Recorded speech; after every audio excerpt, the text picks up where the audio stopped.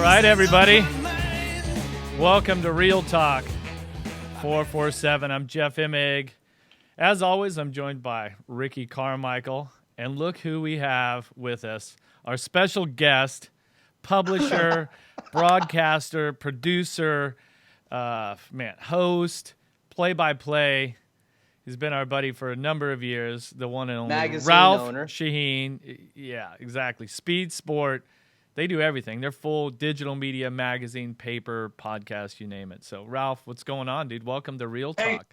Hey man, this is great. I'm just kind of enjoying the fact that this time you two knuckleheads, are the lead dogs on the show, and I'm just drafting you two. Yeah, well, we've worked together. What was it? 13 seasons. We did Supercross. You've been with Ricky this year. I know that had to be a struggle and I'm not even talking about the broadcast. I mean, look, everybody's got a cross to bear, and RC just happened to be mine this year, See, yeah, everybody listening, you can see why I'm such a wise ass and I bust on these guys' chops all the time, because you guys finally get to see what they treat the short, heavy-set, redheaded kid like now. Behind closed doors when the camera isn't running and we aren't mic'd up. So, yeah. Hey, so listen, here's the truth for all the fans out there, okay?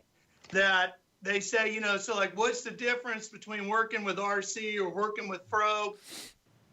And this is what I truly try to tell everybody.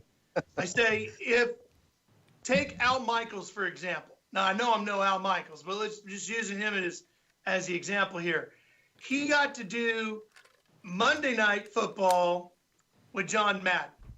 And then he's doing Sunday Night Football with Chris Collinsworth. Two of the absolute greatest shows in the history of the NFL. oh yeah. Each show was tremendous in its own right. So for me, I did Monday Night Football with Fro, and I'm doing Sunday Night Football with RC. And working with both of you guys has been and is fantastic. It's some of the most fun I've ever had in television. And I had 13 years of Fro, 1 year already with RC, and I'm looking for another 12 with him. Yeah, well, you had the 1 year with Denny, 12 with me, now one with Ricky. I think what he's trying to say, Ricky, is he's the common denominator in this thing that's making the show great. Yeah. I mean, some could argue it'd probably be his wife and kids, but yeah, no. This is what our listeners, watchers are going to love about this podcast, having Ralph on. You guys get to see the real Ralph and RC and Fro, like behind the scenes. We really truly do have a fantastic time together and giving each other a hard time, but all in fun. We have a lot of respect for each other, and yep, good stuff, man. Hey, Ralph, did he make up any new words this year? Well, let's see. I mean, Webster's. I assume Webster is dead, right?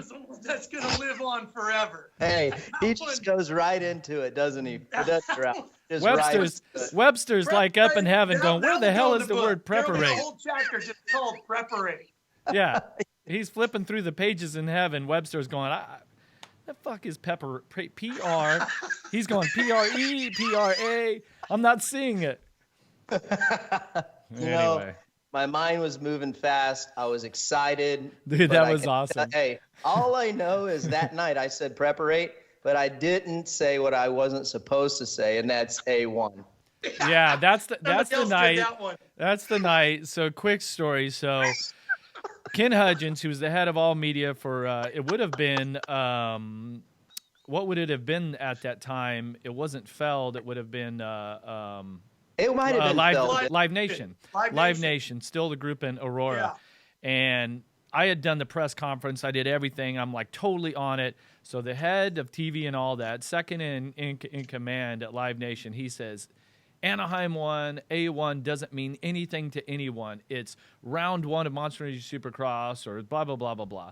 So I'm in all the meetings leading up to it. I'm telling these guys, you guys are going to fuck up. You guys are going to do this. Ricky's going to say A1. So Ralph's out in the outfield. He brings us into the show. Ricky and I are in the booth. And I'm standing here. I got Ricky to my right, blah, blah, blah, blah, blah. And as I throw to Ricky for his comment, and blah, blah, blah, here tonight at A1. And it's like, It literally ruined my whole night. And you guys knew it too. Everybody on the broadcast like, oh shit. Because if not, the next weekend Hudgens was going to take us all to like, Fleming's or steak dinner. And I screwed it up for the whole team. And Ricky looked at me like, I'm trying to give my analysis on the opening segment. And I'm just like trying not to look at Jeff because he was making a face at me, just like, oh shit, no, I messed up. Oh my god. Yeah, basically the face you guys see him making right now, that's what he was doing. I'm trying to give my analysis. I'm still new I was new in the game, and meanwhile Ralph was hustling back up to the booth. He's probably falling out, but anyhow, it just ruined Jeff's night. Yeah, it did. It was on my mind the whole time. It just I totally screwed the pooch on that one. So glad you guys are. I hope all our listeners are getting a good laugh out of that too. So I thought it was awesome too. Hey, so dude, we have got a lot to cover on the show today. The Supercross research department and their entire team they've outdid themselves, and so we've got a lot to get through. But first, I know you guys are working on Saturday, but did you watch the Kentucky Derby and see all that stuff that happened there? Did you watch any replays of that? I did not until after. I didn't get a chance. It was such a hectic day that I didn't get a chance to see the actual Derby until post-race. But I've heard a lot about it, watched a lot about it. Ricky? They were just warming up and they were getting ready to load them in, and then we had to go to our rehearsal there for the for the last time qualifying practices, and then obviously it was over by the time that we got done. I went quickly to check on Twitter, and I saw some drama, but I haven't seen the footage yet. I just saw some explanations and people's opinions on what had happened. Some what again? Explanations. Oh, okay. Like people explaining stuff. You know what explanation is? I didn't know if we have another new one. Checked it off the list. No. Did the explanator in it? Yeah. Better luck next time, boys. Good to see you. You guys haven't missed a beat picking on the old short redheaded kid. So I saw it. I need to see the video, but does anyone know what the rules are? Yeah. So essentially, there are these running lanes. If you lined up a horse, and I don't know whether the horse is 4 feet wide, 3 feet wide, or something, basically the spirit of the rule there are these running lanes. And if you think about it, with 20 horses, you get out there zigging and zagging, especially like in the Derby, it can cause a massive pileup. And Maximum Security was the favorite. It got disqualified because of interference. Country House was that 65-1 long shot that got second in the race, but they were declared the winner. So I'm going to read this real quick. So this is from Sporting News. It says, for the first time in 145 years of the Kentucky Derby, the horse that crossed the finish line was not the winner. Actually, another horse got DQ'd for like PEDs or something a long time ago. But right. Country House, the 65-1 long shot, was deemed the winner following a lengthy 20-minute protest and review after it appeared that Derby favorite Maximum Security won the race. Upon review, it was determined that Maximum Security impeded War of Will in the final turn, forcing Country House to take the turn wider than it should have. And it was the first win for the jockey and the trainer and all that sort of stuff. And it was the second largest upset behind Donna Rail's 1913 victory of 91-1 odds. So, jeez. Well, so I watched all of the coverage before I watched you guys. And the thing is Maximum Security's coming around, and Jerry Bailey and Randy Moss are your partners there on NBC Sports that cover. They're the analysts for all of the horse racing, and they both said, look, so the Maximum Security is in this running lane, and for whatever reason, the horse fades out a couple lanes, and then it fades back. And if you really go back and watch it, you can watch all this stuff on the NBC Sports app. It's pretty rad. War of Will is the horse that was right behind it. At one point, its left front leg was in between Maximum Security's rear legs, like up its butt. Like, I mean, we're talking butt to neck. And if you can imagine, if they had connected, 10 horses would have gone down, right? So Randy Moss says, like, the reason why this rule is there is because this would have been a massive pileup. And what's interesting is that even if the jockey had to pull the horse back in, this is what's interesting about horse racing. The horse has a mind of its own, so the horse has essentially its own responsibility to stay in line. So, thoughts? Well, the one thing I saw was that they've already made the decision. They made the decision on the ruling within, 20 minutes? Which was a long time, by the way. Which was a long time. But then they've already said no appeal. They've already denied an appeal. That's the rule. And the owner of the horse that was disqualified can still go into the court system and try to appeal it over there. This whole thing kind of reminded me of the 1981 Indy 500, where Bobby Unser was the first one to the checkered flag on that day, but was accused of passing cars under the yellow during a caution period. That came out after the race, and on Monday morning, everybody woke up with second place car Mario Andretti being declared the winner as Unser was knocked back one position. However, Penske team, who Bobby was driving for, appealed it, and it went back and forth literally all summer. And it wasn't until October of that year that the race was finally declared official and Bobby Unser the winner once again. Dude, that's 5 months later, right? Victory at the Indy 500. So this could almost be the same way. And what I find really interesting about that is, what does that do to all the bets? Because So I think that's the thing with this horse racing deal, is because the wagering is such a massive part of the culture of the sport, and this is how it is.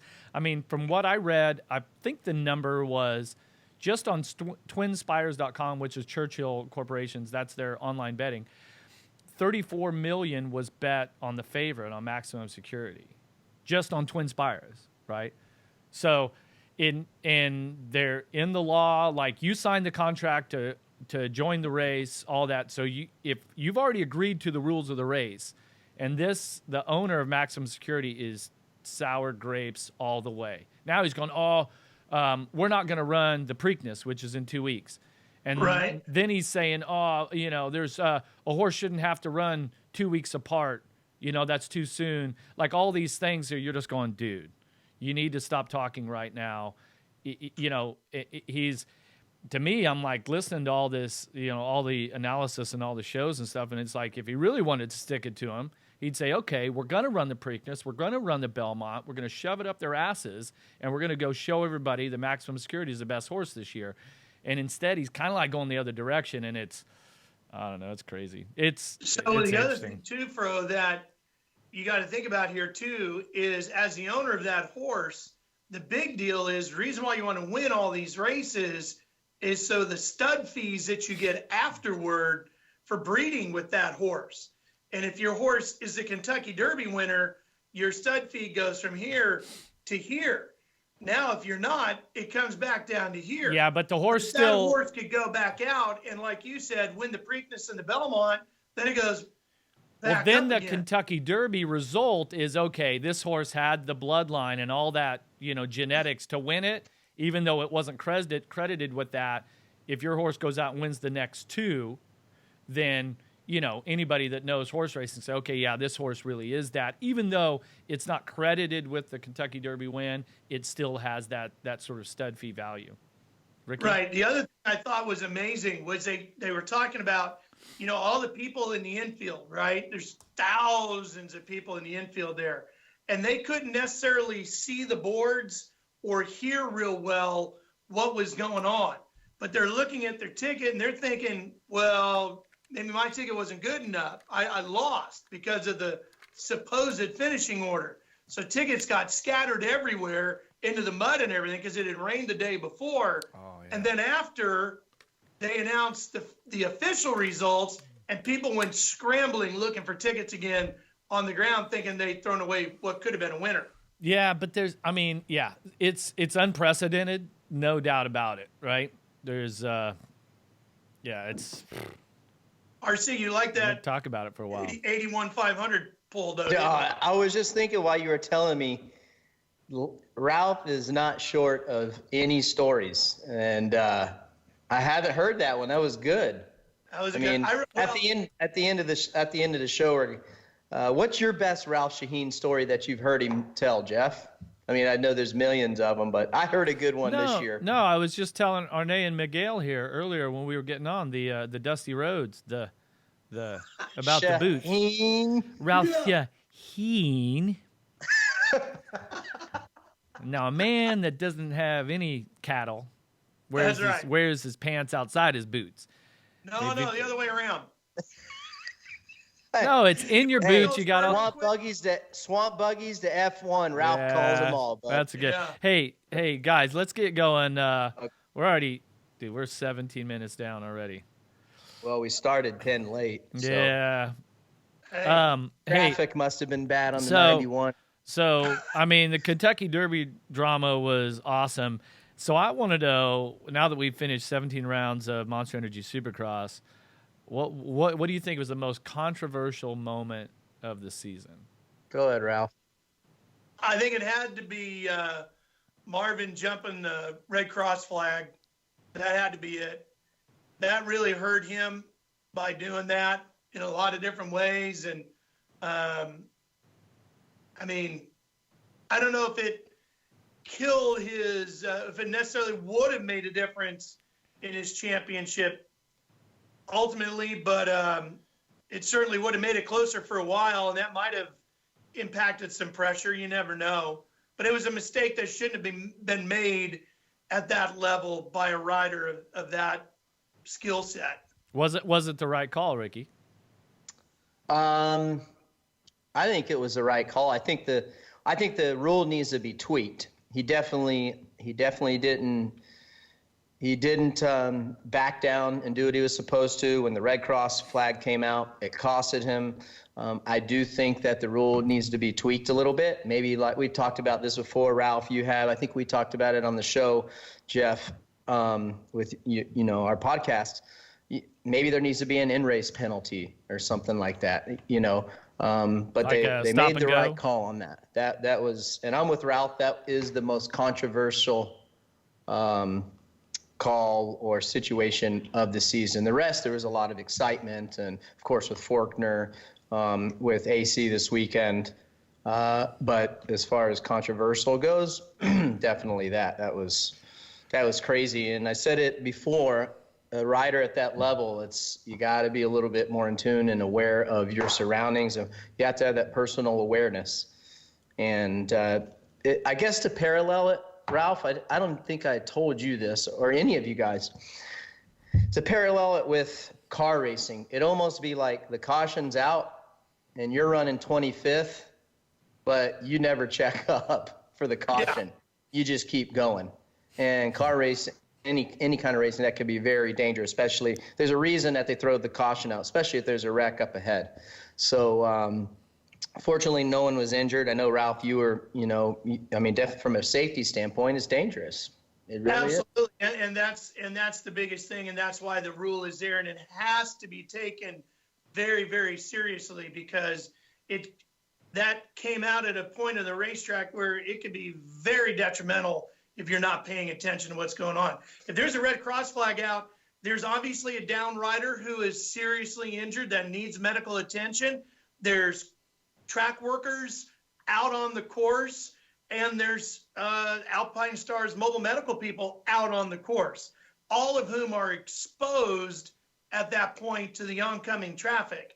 So all of those riders have to slow down, because it could be really disastrous if they're not paying attention. Well, and that was the exact same thing in the Derby with the Kentucky Racing Commission's stewards. This is a safety issue, and not to go backwards here, but that's some of the analysts have been like, hey, if this was just your average Saturday race somewhere in Nowhereville, no doubt the horse would have been disqualified. So role play this, and we'll put it to bed. So the reason, to expand on what Ralph was saying, is from a safety standpoint, when the red cross flags are out, that gives the medical team more of an opportunity, a safer opportunity to get and attend to the rider and not have to keep looking over their back. Right. You know, and that's what it's for. And if you have a rider going through there, you know, and not paying attention to the red cross flag and doing what he's supposed to do and rolling, that's dangerous. You know, that red cross flag is to allow the medical people to get closer, and everyone is much safer, you know, except obviously the down rider. But anyhow, that was big. That was what was it, Ralph? 7 points, I think he ended up losing. Yeah. Well, and it was deflating. It wouldn't have made necessarily a difference in the overall championship the way it played out, but a win at that point in the year gives him some momentum. He's feeling positive. He gets max points that night. You know, maybe he rides a little different the next couple of rounds instead of feeling like he's backed up against the wall. So that's where I say it hurt him in the title. Puts a little different pressure on Webb. Yeah. Right? Yeah, sure. Yeah. What about that moment when Webb punted Marvin coming into the sand section there, that little straight Houston into the sand? Well, that was maybe one of the more exciting moments. Well, the most exciting moment of the year was Cooper beating Ken by 200s. I mean, that by far was the most exciting moment of the year. But the one where Webb knocks Marvin over the sand jump was second, because it was teammate versus teammate. They'd been going at it. They'd come together a couple of times, made a couple of runs at each other, and Ricky loved the term. He really gave him the business there. Would you give Tomac, if you had to take the single best performance of the year, the fact that Tomac's now won 27 main events, would you give the single best riding performance to Tomac? Oh, dude, I don't. We've got to keep in mind we got a lot. I think the single best had to be Dallas. I mean, Cooper Webb coming from behind and taking it to the wire, like Ralph said, two 100ths of a second. That had to be. I mean, and to win the race, that's just. Yeah. He came from behind. He passed pretty much all of his competitors. Yeah. And he won the race. I mean, single performance, because at that point in the series, now think about this, you haven't really seen that kind of ride from Cooper. I mean, he definitely was in great position, but Ken was still the man at that point, in my opinion. And you didn't expect a ride out of Cooper Webb like that. Not to take anything away from Eli, but you expect those kind of rides out of Eli. Yeah, certainly. Well, we've got some great information here later. Okay. Austin Faulkner throws away the title. Adam Cianciarulo throws away the title, and Mitch Payton throws up.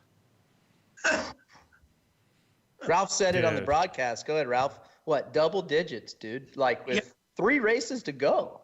They had double-digit point leads in both categories, East and West. Now, the difference is Austin's is an injury.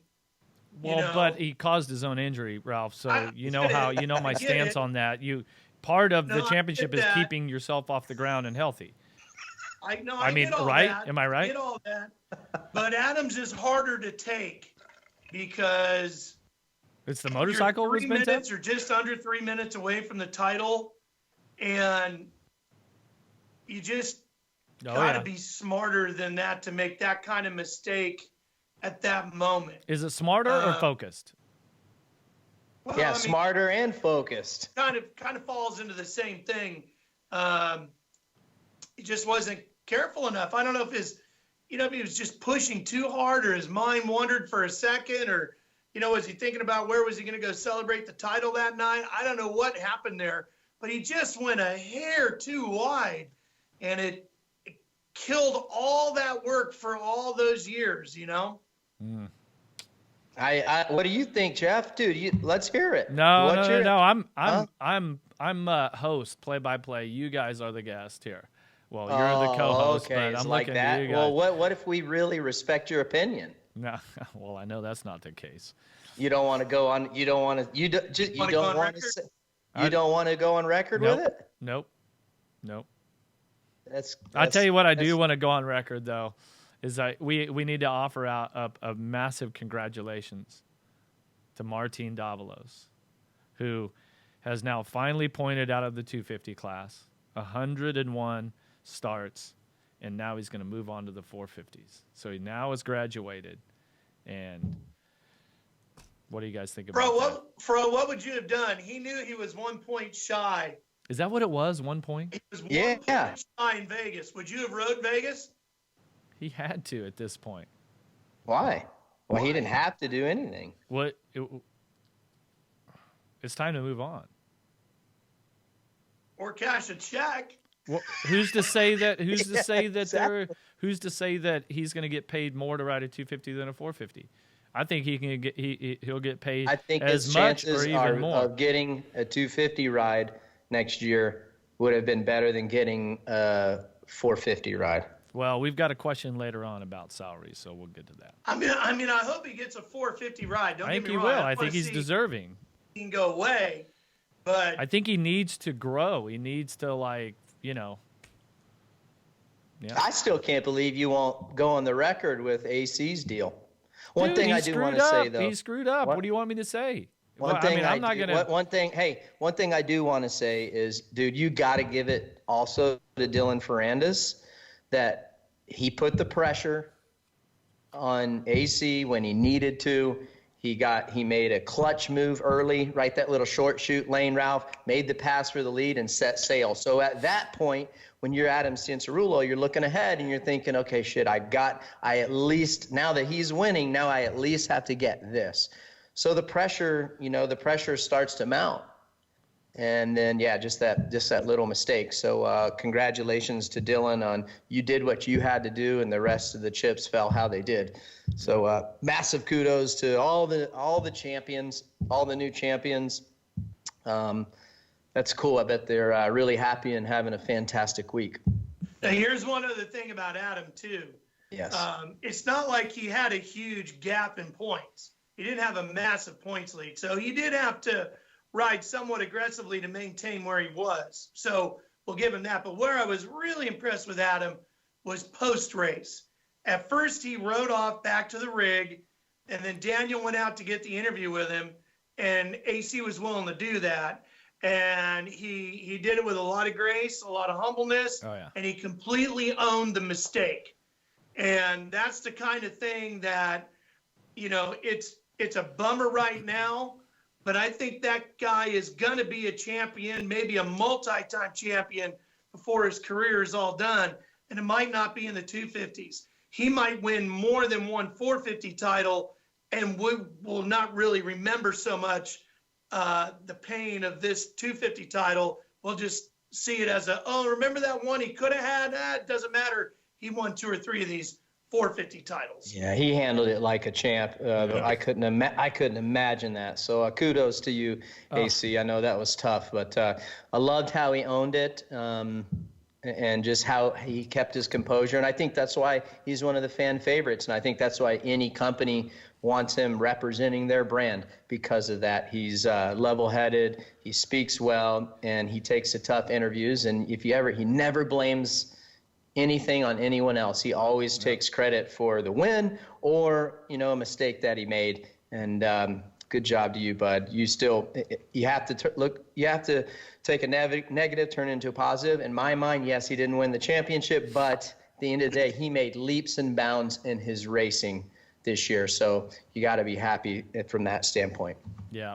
Well, thanks to all the riders, teams, everyone that supports them, sponsors. You guys did a great job on NBC. Feld put together another great championship, and especially to all the fans that tuned in and watched this year, even sold out crowd in Vegas. So, hey, like I mentioned, the research department outdid themselves. I think we owe it to him because he did all this research. What do you guys think that we just blow through this and we'll take it? Dude, he was 100% yesterday. He was drinking too much coffee. Dude, some of the shit he was coming up with. Yeah, lay off the Adderall. He's like a college kid dude, cramming. I almost blocked you guys on the text. I'm like, this is just Listen, man, this is just too much. He wouldn't have passed a WADA test yesterday. Oh, no. I don't know what he was taking, but hey, okay, so I'm going to do a paragraph, and you guys do a paragraph. Yeah. Dude, I mean, it was like, seriously, dude. Yeah, can we get it? Oh. Yeah, Brock tickles, and you guys are coming down on me, son of a bitch. Right? All right, so here's the final stats. Bear with us. There's like 3 pages of this shit, but it's really just too much, dude. No. Okay. Come on, man. So he says you could make the case that the fastest rider in all 3 classes failed to win the championship. The fastest. In the 450 class, Cooper Webb is for sure worthy. Stop right there. Stop it, dude. I'm so sick and tired of hearing about the fastest. Okay. Well, can I finish listen, this? Dude, listen. The fastest average lap is the person whoever has the fastest average lap is the person who wins the main event. Every time. Wins the heat race every single time. Every time. So okay. Who the hell is faster then? All right. So Webb won the most races, 7, the most podiums, 13, the most top 5s, 15, the most top 10s, 17. Counting Triple Crown races, he and Eli tied for the most laps led at 128 apiece.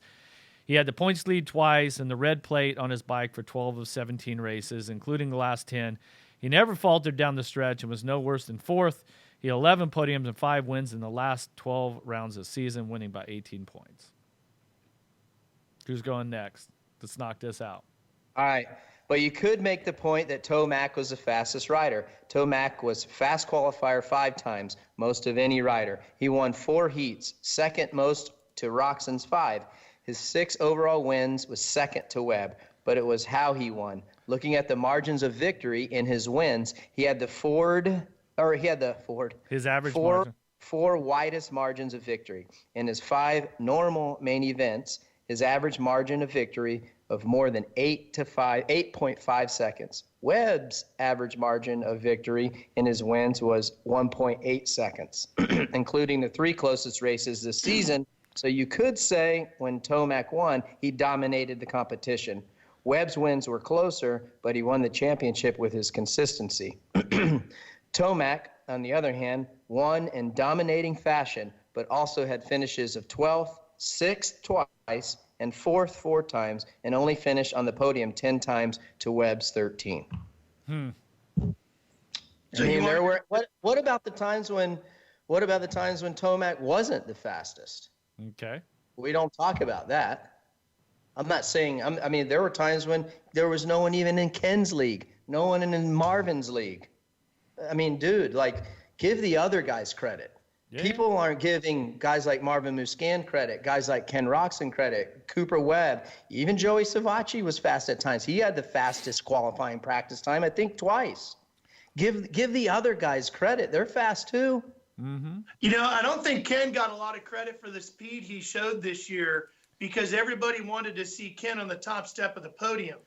But there were nights when Ken was just blazing fast. It just didn't all come together. Yeah. All right. Tomac now has 27 career wins, tied with Bob Hanna for 8th most all time, but 0 championships. Aside from 2017, when he chased down Ryan Dungey for most of the year and took the points lead with 2 rounds to go before faltering in the penultimate. There's that word again. At East Rutherford and ending up second in the championship by just 5 points. He really hasn't been close to winning one. So, despite finishing second, 4th, 2nd, 3rd, 2nd in points in the last 5 years, he's finished an average of nearly 50 points behind the champion. All right. And it's not like he's missed a bunch of races. He's made every start except for one, 2018 at Houston. In that span, he's averaged 5.4 wins per season over his 5 full years in the 450 class, which is impressive, but still below the 7.4 average wins for the 450 champion in the 12 seasons since the schedule expanded to 17 races in 2008. 5.4 wins per season. And it takes 7.4 wins as the average to win the title. Very Stewish, if you will. Yeah, interesting, right? Yeah. Dude, I mean, think about it, dude. He wins 5 or 6 next year. I mean, he's getting up there with I mean, he's the top 5 winningest Supercross rider of all time. I mean, before you know it, he's going to blow by me. I mean, it's just around the corner. Realistically, he could do that within 2 seasons. What is the average? So this is Tomac's 6th or 5th season, was it, in the 450 class? 5th. Second, 2. I don't have 3, the book. 4, 5. I think that's his 5th season. So 5. That's I about mean, right. how many seasons did you race the big bike class, Ricky? 8. 8? Let's see here. 1, 5, 6, 7. 7. I raced 7 years, like active 7 years, but I didn't. Would have been 8, but I didn't race the Supercross. So I competed 7 seasons in You the didn't win 450 any. Supercross. You didn't win any races your first season, and then you missed a season. Correct. So total, though, say 99 through 2007. Mm-hmm. Yeah, Do the math. something like What? that. So it'd be about 5 races in if you kind of stretch it out along those. All right, so we've got some stuff on the 250 championship also. For sure, the West, like we talked about, had the most shocking turn of events when points leader Adam Cianciarulo crashed, finished 20th in Vegas, allowing race winner Dylan Ferrandis to take his first career championship. The numbers show that Cianciarulo had been the better rider over the entire season, at least until Vegas. Cianciarulo had 5 wins, 3 for Ferrandis. He led 87 laps compared to 52 for Ferrandis. Cianciarulo had 4 heat wins to Ferrandis 2 and had more top 5s, 9 to 8. But Ferrandis was fast qualifier 6 times compared to Cianciarulo 3. And the Yamaha rider had the most podiums with 8 compared to Cianciarulo had 6. And Ferrandis won the championship with his impressive last 4 races, winning 3, Seattle, Houston, Vegas, and 2nd in Denver. So he really finished strong. So you look at this, and going back to the fastest rider, I like research department's wording right here. The numbers show that Cianciarulo had been the better rider, not the fastest rider. Okay, Mm-hmm. and then you go back to here. How many times was Ferrandis was the fastest guy 6 times? So who the hell's better? Yeah, well, do you want to be the fastest or do you want to be the best? Like what? I want to be the best. I don't want to be. I don't give a crap about being the fastest. If you're the best, eventually over time, you're going to be the fastest on a lot of the races. Maybe not all the time. Best to win you more championships. Yeah, and Cianciarulo, the word on the street is that he's got a ride and he's moving up to 450s. So if that's the case, he has 11 wins for his career in the 250 class, tied for 8th all time. And Cianciarulo is the only rider with at least 11 wins in the junior division without at least 1 championship. Kind of like Tomac in the 450s. Yeah. All right, moving on to the East. No doubt the fastest rider all year was Forkner. He started the year on a historic run, winning 5 of the 6 main events, and 1 race that he didn't win was the East-West Showdown in Atlanta, where he was the highest finishing East Coast rider. Cianciarulo won that, right? But it wasn't just winning races. In the first 6 races of the year, Forkner led 123 out of a possible 126, 97.6% of the laps he led. He was fast qualifier 3 out of 6, won his heat race 4 times, had 4 hole shots, swept all 3 Triple Crown mains in Detroit. But everything changed in Nashville when he crashed, injured his knee, effectively ending his championship run right there. Thoughts? Yeah, Austin was exactly like the great Canadian Formula One driver, Gilles Villeneuve, who would go out for practice and would just go as hard as he could till he spun out in a particular corner. Then he'd go, okay, there's the limit, pack that up and move on to the next one. And that's exactly how Austin approached things. In fact, he even told me basically that. I think it was Detroit. We were talking about it, and he said, yeah, I just go so hard in practice until I find the limit, usually when I crash, and then I know where I'm at. And what was it, Ricky? He crashed like every weekend, at least once. And you and I had the chance to talk to Mark Marquez about that when we saw Mark, the multi-time MotoGP champion, at Nashville. And Mark said the same thing, because, yeah, I'm kind of that way myself. Yeah. Problem for Austin was it bit him, and it bit him really hard right there in Nashville, and ended what was without a doubt the most dominating performance going on in any of the three categories over the course of the year. Hey. You can say what you want about Cooper's year, you can say what you want about Adams' year. Faulkner was having the most dominant performance up until that period. Hey, so up until Nashville, Faulkner had fallen down sometime during the day at every race, right? Practice, qualifying. Sometime during the day, he had slid out, pushed the front, and crash. Yeah. Ricky? Yeah, I mean, we talked about it and showed it on the show all the time, so I don't want to beat a dead horse. But, you know, at some point, you start thinking, at what stage is one of these crashes going to hurt him? And is he going to be able to walk away from all of these? Unfortunately, at Nashville, the case was that it finally reached up and bit him. But I know a lot of people waited for that to happen to me, and it never happened. You know, I can guarantee you MC was waiting for that to happen for me to grenade in 2001, but I had just sorted it out, you know, and it worked out for me, and I continued to go on from there. And so as much as I say, it's going to catch up with Austin, it's going to catch up with Austin, you can't bank on that happening, because he's just that guy. He's going to send it. Most of the time he knows how to crash. Like on some people crash well, some people don't. And, you know, I wasn't banking on him getting hurt. I just feel like he's one of those guys. He's like a rubber band man. He falls down, you can twist him up and unwind him, but he still comes back and he's ready to go. But unfortunately, pow, he put that foot down and it was lights out. All right, so that threw the 250 East Championship wide open, and the rider who took full advantage was Chase Sexton. The Illinois native was second in Nashville, then earned his first career victory at East Rutherford. And then he took the points lead. He backed that up with a fourth at the showdown in Vegas. He was the highest finishing 250 East rider and clinched his first career 250 championship by 13 points over Justin Cooper.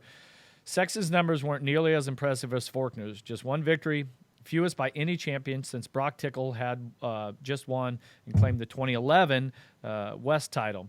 He was the fastest qualifier 4-time, won 4 heats, earned 6 podiums, 9 top 5s, 9 top 10s, and 9 starts. And like Ferrandis, he won his championship with consistency down the stretch, finishing second, first, and fourth in the final 5 races. I mean, I think Chase is going to really impress people going forward. Mm-hmm. I know there's going to be people that are going to say, well, he just lucked into this one because Faulkner got hurt. Okay, maybe, I don't know. But look, you got to be there at the end, and Austin wasn't. Yep. Chase was. You've got to complete every round. Yeah. So it's like, to me, if you went and said, well, that team won the Super Bowl only because this Tom Brady got hurt at the beginning of the year. Well, it's a 16-game season. You either play them all or you don't. Injury's a part of the game. You got to survive it. Yep. Chase did. Chase also showed early on he had flashes of the speed. He just wasn't getting it all together. But as the year went, he progressively got closer and closer to doing that, and might have done it even if Austin stayed on the bike all year long. Chase still might have won a race or two. I think going forward, we're going to see some tremendous battles between Chase Sexton and Austin Faulkner, because I think Chase has the speed and the race strategy to run with him. And now, getting the victory in New Jersey, putting the title to bed, he's got the confidence to go forward and do it and show it. Yeah, he's definitely got the monkey off his back. And guys like Cianciarulo and Faulkner, who have been in this class now for a few years, they don't. All right. So, all right. 2 last paragraphs here. Webb is the 22nd Premier Class champion in history. The title is KTM's 4th overall, 4 in the last 5 years. Ryan Dungey also won 15, 16, 17. He's the first rider from North Carolina to win a Premier Class championship, joining Damon Bradshaw, who was the 1989 125 East champion, and they are the only champs from the Tar Heel State. To wrap it up here, Ferrandis and Sexton are the 56th and 57th riders in history to win Lights Class championships. Sexton is the 30th 250 East champion, and Ferrandis is the 29th different rider to win a 250 West crown. Ferrandis is also the 5th different rider from France to win a Lights Division championship, joining Musquin, Pourcel, Roncada, and Pichon. And if you guys read the stats, what do they all would be all 6 have in common? Right, 1, 2, 3, 4. So 5. 5. Yeah, sorry. What do they all 5 have in common? They're all from France, but yeah, I mean, all 5, all of these championships were all East Coast titles. Oh, so yeah, little tidbit. So. Are we finally done with We are fine. research? Yeah, it only took about 30 minutes, but hey, the research department, Hey, the he team loves was hogging in up tank. the airways, man. Hey, the research department kicked ass all year long. Thank you so much. We appreciate it. Just send the bill to Tallahassee to Ricky's, and we'll make sure that Meanie Genie gets you paid. Perfect. Send it on. All right, dude. I'm done talking about Supercross. We do have listener questions, but. You left us a little time for some listener questions. I wanted to share the research department stuff with you, but you guys over there, you didn't want to jump in. So. I mean, okay, go for it. Well, listener questions. You want me to do it, or you want to do it? Yeah, you take the first one. That's your buddy Glenn Myers, dude. Yeah, we're gonna give Glenn it. He's been Myers 395 at Myers 395 is Glenn. Man, these tracks this year were so easy. Nothing to separate the riders. Only a few whoop sections. Basically, how you start is how you finish. This has been the most boring year in Supercross that I can remember. Bring back the 90s track. So, Ralph, this you're is not our privy buddy to... who's been talking about how this is he swears there's team orders, and he's been following us all year long. Well, he's been listening to every show and watching every broadcast. Okay, well, I saw Eli Tomac come from behind from 13th place at one stage in a 10-minute plus 1 lap race. This was in Detroit. The Triple Crown. I don't know why I always say Monster Energy Triple Crown, but the Triple Crown race. So don't tell me that these tracks are one-lined when I watch a dude come from way back, 13th or 11th. Let's give him benefit of doubt and tell him 13th. Ralph, you remember that one? It was an incredible ride. Yeah, and I'm just thinking about Vegas this past week when they were going outside the stadium. Most of the guys are on the inside, and then Eli went way around the outside. Remember that? And he was just flat tracking through there, carrying so much speed through there. And then you look at Arlington, where the gap at the finish line is 0.02 of a second, the closest finish in the history of the sport. That's pretty darn exciting. Hey, Tomac had a plus 37, and Webb had a plus 36 as far as passing. So that's 60, 73, is that correct? Yeah. So there was 73 position passes by just those guys. I'm sorry, Glenn, but... Dude, Glenn, you're missing it here, my man. I don't RC, agree with that. None of those were done on pit road. That's right. I mean, those were under yellow. Those were earned positions. Under green on the racetrack. Yeah. Dude, now there were a couple tracks that definitely were hard for passing. Dude, let's go back to the best race of the season. One of the best finish ever, in my opinion, in Supercross history is at Dallas.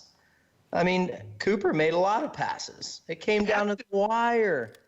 I mean, it was incredible. Sometimes the single file racing is boring, but dude, if one guy misses or slips just one little bit, the guy's right on him, you know? And I go back to Minneapolis. That's where everyone was kind of getting jammed up. Remember, Savacci led that race for a long time. People wanted to say, oh, it was one line, blah, blah, blah. But still, what do you not like about those guys being all jammed up and you could throw a blanket over the first 5 guys? The suspense to me is fun because I appreciate how hard it is to do what they're doing and how hard it is to not make a mistake. So those guys are single file, and I just keep waiting. When I'm up there with you, Ralph, we're doing our thing. I mean, I had like butterflies in my stomach, like, holy crap, none of these guys are making any mistakes, because if they slip up once, boom, they lose the position. So I really admire on the tracks that are hard to pass just how perfect those guys are riding and the small amount of mistakes that they make. It really puts the emphasis on, dude, you cannot mess up because there's nowhere else to make time. So Glenn, we appreciate you, bud. We love your we love your feedback, but I bet you can ask all these riders and they'll tell you right now that East Rutherford, that track was a bitch. I mean, it didn't look fun to ride. It looked so hard. Yeah. I'm not a big fan of the rhythm sections myself. Like this last race in Vegas, going out of the stadium, and especially the one coming back in, where you're coming in with all that speed and then you're straight into these rhythms. Now I will respect the talent that it takes and the risk involved. I don't like having that much momentum through those sections. And there were a few races this year where you like jumped across the first turn, right? And you had a lot of rhythm coming into, a lot of momentum, a lot of speed coming into a rhythm section. I feel like those are really dangerous, and I'd like to see it slow down a little bit, but that's my 2 cents. So.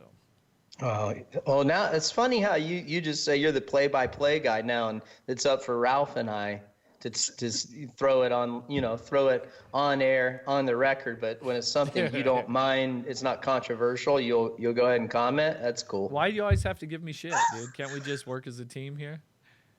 I mean, dude, you guys came firing right when we came on the top of the show. You got both of you came. You added me. Okay. Go ahead. What's the next one? At RVW025, what does it mean for Pro Circuit to lose those championships? Do they get bonuses? The team get bonuses for those things, or just the riders? They might nowadays. Someone like Mitch's team may, from some of the sponsors. I don't think it's very common.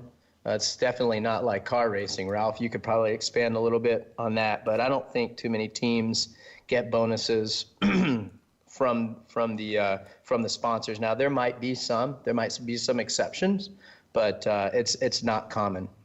And yeah, I feel bad for Mitch.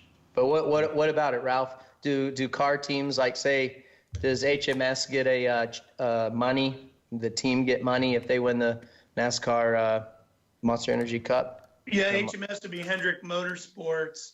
I mean, there's huge payout. That's probably the big difference too, is that the championship money is so much more in car racing that's really your bonus money over there, right? That's more than what you might get from a manufacturer, for example. Yeah, and to expand on what Ralph said, so that you're exactly right, Ralph. So how a lot of things work in NASCAR with the riders. This would be interesting for you guys. So the purse that these guys win in NASCAR, 50 to 60% of that goes to the team, and then the rest will go to the drivers. That's not the way it is in Supercross. Well, I mean, everything's going to the rider. Yeah, there's nothing going to the team. We had RCH. There were zero incentives. Everything was going to the riders. Yeah, and in car racing, it all kind of depends on the individual driver. Mm-hmm. Some guys might want to take more risk, figuring they're going to win more races. So instead of taking more salary, they'll go for a bigger percentage of the wins. Other guys will just say, hey, I don't know how many we're going to win, so I want the stability of knowing my salary is this, and I'll give up percentages on the win money, the purse money. So when I was racing cars, Ralph, that's what I did. I took way less salary, and I just did it. I did more bonus incentives, just for the fact that I was just doing it to race and have a good time. The salary wasn't going to change my life, so I'm just like, man, I'll do more bonus incentives. So Yeah, and Ralph, what Ralph is explaining to everyone, yeah, it's personal preference, what you want. You explained it great, dude. And of all the stats that we've gone through here, I want to know, like, what's Ralph's free dinner percentage, free versus paid this Supercross season? He did pretty good this year. He did good. I got to admit, he pulled that wallet out several times. Oh, he paid a couple, so the balance is back. Fro, you do not want to go down this road. What's that? This is a category where your stats are not on a championship. No way, dude. You're the reigning all-time category leader. He's not even trying to say that. Is he really going Nobody there? sniffs out Mr. a company Alligator meal. Arms Nobody sniffs out a dude, company dinner better than Ralph. Don't even. And to that point, all the credit in the world to the guy. Wait. That way, over here. There you go. For buying dinners and treating the crew on numerous occasions. RC, you were champ on that, no doubt. I did my share. Shit, I gotta see receipts. I gotta see receipts for that. Dude, Jeff is the worst when it comes to paying his fair share, dude. It's stupid. Oh, you guys are so full. It's just like a known fact. Bullshit. Oh, dude, Jeff's nickname is Fro Daddy, and he doesn't buy. Wow. It's just known. Two things. That's unreal coming from two of my best friends. Dude, the truth hurts. So you're gonna get a little. Dude, he is. I mean, the ratio would. Hey Ralph, I bet last year for you guys, I'm just gonna guess. It was easily 85% you would pull out your wallet before Jeff would. Easily. You're giving him a lot of credit. Dude, this is fake news. This is unreal. This is unreal. We were talking about company dinners. We're talking about company dinners. Anyway. No. That's bullshit. Dude, you're wrong. No. Dude, what about when let's go to East Rutherford, or not East Rutherford, let's go to Boston last year when we were driving to the track, me, you, and Ralph. Who the hell paid for coffee and breakfast sandwich? I bet you didn't even. When we were at Dunkin' Donuts in Nowhereville, Boston, for like a smashed egg and cheese on croissant. That's right. Now he's making fun of where we stopped because he didn't pull out his wallet. Hey, all I know is it's an advanced technique. You offer early. If you can buy breakfast, that's going to be cheaper than lunch. If you can buy lunch, that's going to be cheaper than dinner. And then if you got to buy drinks, that's normally when it gets even higher. So that's the echelon that you guys need to work off. Listen, I'm happy to pull out receipts anytime if you want to go, if you want to go down that road and start comparing reality here. Yeah. All right. So what? Hey, Ralph, I think I smoked both of you on the drink cup thing today. Mine's not custom. Ricky doesn't even have a sponsor. I do right here. Oh, it is. Yeah. Right there and there. So it looks like you wore your racing jersey in there today. Oh, that's Speed Sport, baby. Hey, month of May, I got the IndyCar version. Do you? Yeah. Oh yeah, duh. When do you go to Indy, Ralph? Next Thursday. Next Thursday, baby. That's going to be awesome. Silver Crown on Thursday night. And then we've got there's a movie premiere on Friday I got to go to. Then the Little 500 sprint car race Saturday night. And then the Indy 500 on Sunday. Hey, Ricky, what's your best Ralph story of the season? My favorite one is when he did the Race of Champions, wherever the hell you were. Were you in Morocco? Canary Islands. Canary Islands. Dude, that story to me, I loved hearing that story. I made him tell it like 5 times. I laugh every time I hear it. Well, let's hear it, Ralph. This is your story. Okay. We've got about 20 minutes total. Just so you know. Race of Champions is an event that's held in the off season, and they bring together a team of drivers or competitors from countries all around the world. And the year that I went, I was doing the World Rally Championship for Speed Channel back then. And I went with Ryan Arciero, Casey Mears, Boris Sid, and Travis Pastrana were the 4 competitors representing the U.S. So we go to the Canary Islands, which is all the way off the coast of Morocco. It's a long ways away. And there's a rally track set up, and it's heads-up competition. and they total scores over the course of the day, and you win an individual title and a team title. So I'd been given the opportunity to go for rides. So I had my full kit, helmet, fire suit, the whole thing, and I'm jumping in and out of cars, having a great time. Oh, like, hey, Schumacher, you going to hop in with Schumacher? Yeah. Hell yeah. Heck yeah. By the way, hey, can we watch this on YouTube? Sorry, I'd like everyone watch, if you've never watched it before, just YouTube Race of Champions. It is a awesome event. It is cool. It is cool. So I jump in this one time with Casey Mears, and we've got Gilles Panizzi, who's this great French World Rally driver on the outside lane. We take off, and the first part of the course was paved. And Casey gets a great start, and I'm looking over to the right, and he's beating Gilles to the first corner. And I'm yelling at Casey, I'm going, go, go, go, you got him, you got him. He gets him through the left. We're headed down the hill. Now, there's a kink to the right as you're going down the hill, and then a real hard left at the bottom of the hill. And I'd gone with enough guys, and I knew how much speed was max speed through the kink. And Casey went flying through there. And I thought, oh, God, there's no way we're making that left. Not a chance we're making the left. We've got Panizzi by 2 car lengths as we go through the kink. We get to the left, and it's over. Bam! Right into the side of the mountain. We go into our side, and the car goes up over the hill, tumbling up on the hill, stands it up on its nose, comes crashing down. The car is vaporized, and Casey and I come crawling out of the car, smoke. The fans are going crazy. Panizzi goes on to the win, and I'm sitting there as we're riding back up on the tow truck deal. And I looked over to Casey, who has been a good friend for years, and I said, hey, man, pretty sure I'm not going to get to be in too many wrecks like that in an event like this. So put it into perspective for me. How big of a wreck was that to what you're used to in your NASCAR career?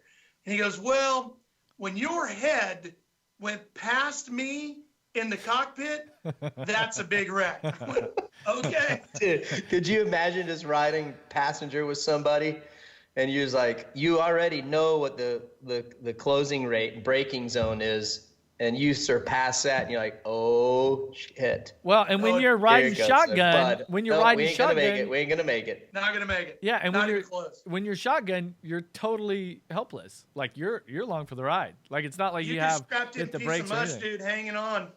So you knew when you went through that kink, you're like, oh no. Oh yeah. And then I had about another 3 to 4 seconds to think about it before we got to the left. So it's like, you're going, what do I do? I got nothing to hang on to. And it was on my side. We went in this way, so I took the full brunt of the impact. Well, glad you're still with us, Ralphie. Yeah, that one. And then, why do I always forget? It's not the Nature Boy. Dusty Rhodes, the American Dream. Dusty Rhodes. Yeah. You've heard that one, Jeff, right? Ralph Sheheen. Yeah, okay. So the story there is we were doing Motor Madness on TNN. Here we go, Arne. It's when wrestling was just really, really, really going strong in the 90s. And we would literally have 60 pages of script to go along with our broadcast. And I'll tell them the funny one where we're in Wichita, Kansas. And we're doing the race. And Dusty, my script ends with this girl who is Bobby Brown, the girl in the Warrant Cherry Pie video. Oh, yeah. She was supposed to play this character where she was coming in to take over the network, and she was going to fire everybody and get rid of racing. And it was Dusty Rhodes, me, and Dan Pastorini, the former quarterback. He was the other color guy. And Dusty's sitting in the middle, and our broadcast position was a table at the bottom of the grandstand. So all the fans are sitting up here watching all the races and us. Is this like a circle track race? Yeah, it was some sort of circle track deal. Checker flag falls. Actually, I think it was a demolition derby, believe it or not. And real quality event. Waves, and here comes the limousine that Bobby Brown is in, and she gets out. She just looks fantastic, this killer dressed up thing with these 2 big goon guys, and she comes sauntering up, and she says this whole bit about how she's taken over the network and we're all fired. Well, that's where my script ended. Next thing I know, Dream, who's in the middle, he stands up and he takes the table and just flips the whole table. All of our monitors, our headsets come flying off, the whole thing, and he's going over the table to grab these two goon guys to full-on, wrestler guy. And I didn't know what happened. My headset went flying. I just reached over and grabbed onto him. And Pastorini did the same thing from his side. And Dusty's just flinging us around, and I'm not a little guy. And Pastorini was an NFL quarterback. And then this felt like it was going on for about 10 minutes. Probably was about 45 seconds. Next thing I know, producers come running down out of the grandstands. Cut, that's it. That was great. And Dusty puts us both down and goes, that was awesome, guys. You did great. And Pastorini and I look at each other like, where was that page in the script? And it purposely wasn't there. They just wanted Dusty to go crazy like that. He was the only one out of everybody that knew he was going to do that. And I don't know how many thousands of dollars in equipment he destroyed, but it was amazing worth it to see him turn it on and turn it off like that. We got to find some footage of that. You got to post a link for some footage. I need to find that Racing Champions footage, and I need to find that Sheheen. Yeah, so he used to call me. He used to say Ralph Sheheen, and he would do it on the air and everything. It was great. Part of his thing, The dream. The dream.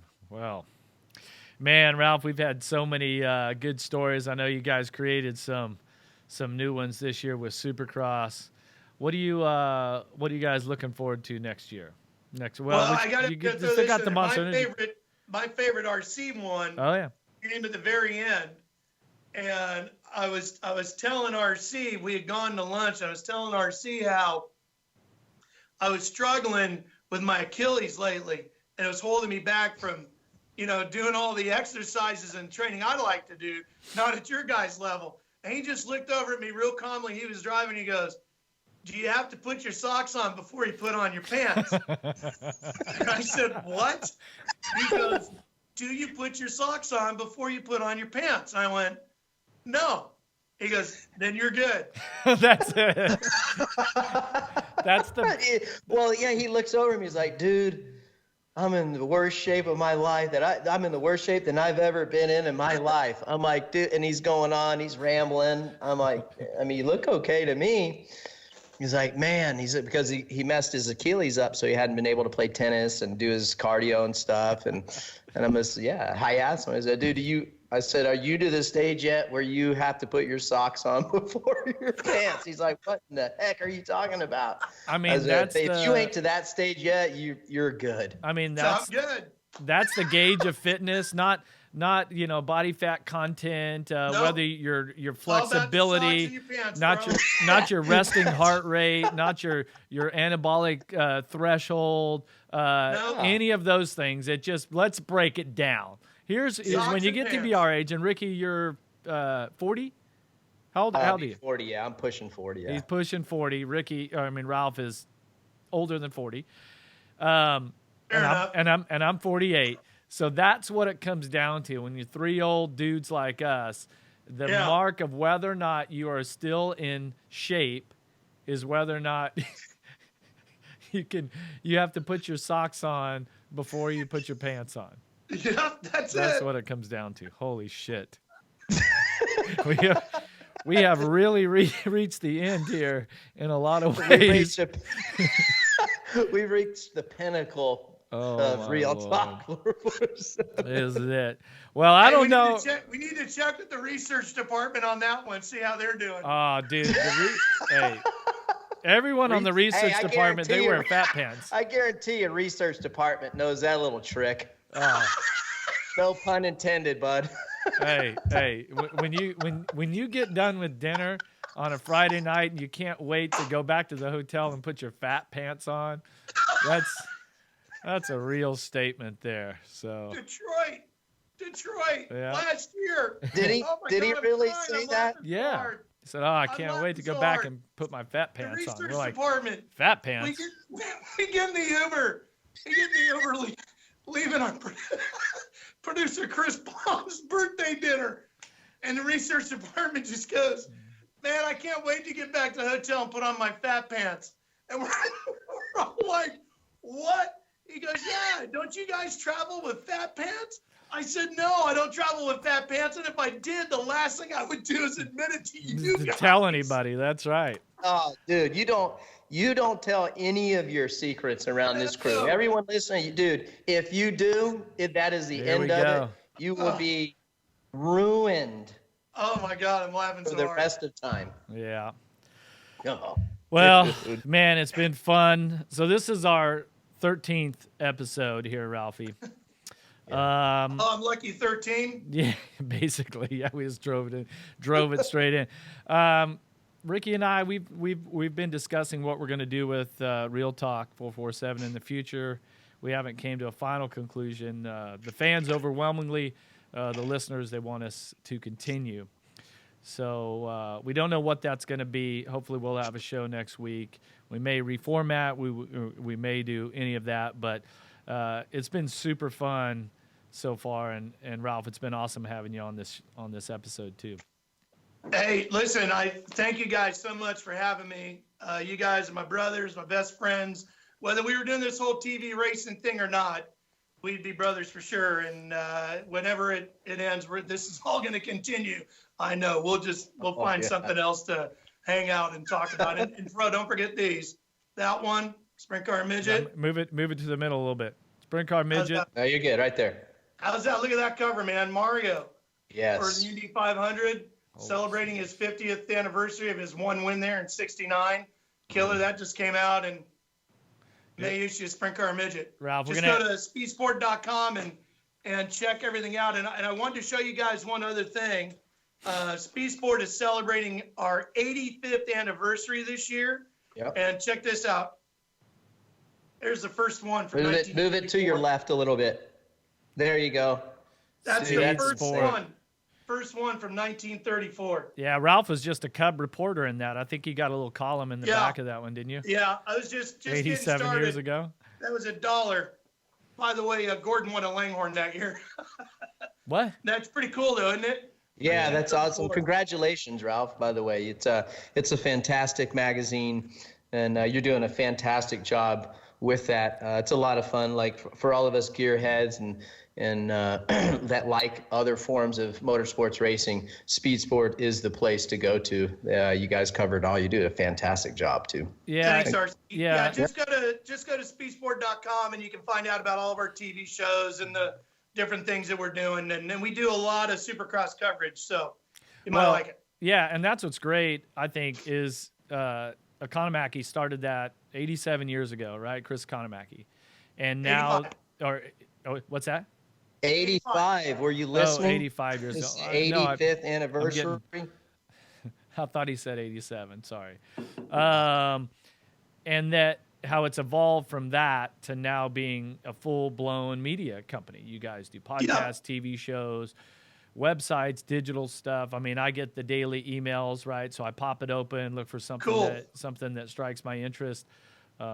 Yeah, so definitely check it out. I'm sure that it's a lot of fun because I know that to me, that's what core Supercross people that just live in our world and that's it. If I was to say what would be the one thing about Ralph Sheheen that is so interesting is that I'm like, hey, you can go to Speed Sport on Monday morning to find out what happened in the world of racing, or you can just call Ralph.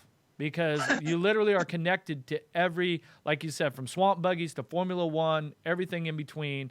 Demolition derbies now. I know if I want to know the results of the demolition derbies around the country, you're the guy to call with Supercross. I mean, you've called races in how many different disciplines? I really can't think of one I haven't. I've done literally everything. I've called RC car races. I've done trials competition. What? RC car races? I did trials. Demolition derbies. I've done Formula One from Monaco. I've done the Indy 500, the Daytona 500, Sebring 12 hours. I've done NBA Finals. The what? NBA Finals. Yeah, I did the NBA Finals. I mean, I've done World Cup skiing, poker, arm wrestling. I mean, I've done a lot. That's awesome, dude. Hey, if they're paying, I'm saying. That's right. That's right. Well, that's a good place to wrap it up.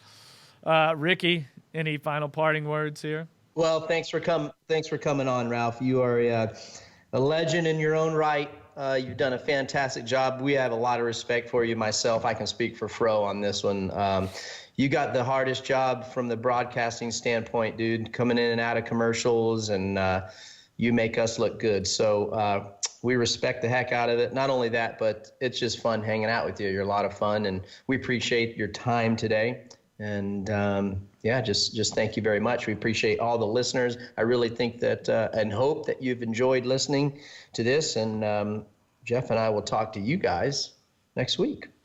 All right, definitely. Thanks for having me, guys, and please do another show so the last one isn't with me. That's right. We got to get to at least 14, right? Yeah, exactly. Hey, love you guys. Love working with you guys, and it's the best. Thanks for your friendship and everything. So you guys can reach us, of course, on Twitter. It's @Talk447. On all the other social media channels, @Ricky Carmichael, @Emig47, @Ralph Sheheen. That's it, guys. Thank you. I appreciate our listeners. Miguel's going to cue up the Andrew McKeague Band, right? He's been to some Supercrosses this year. And This Old Lie. Who cares anyhow? 15 minutes later, in a room without a view, waiting on your savior, but he ain't coming through. You go back for trouble, stay for pain and strife. We are going our own way. Living this old life. Woo! Thanks, everybody. Good job.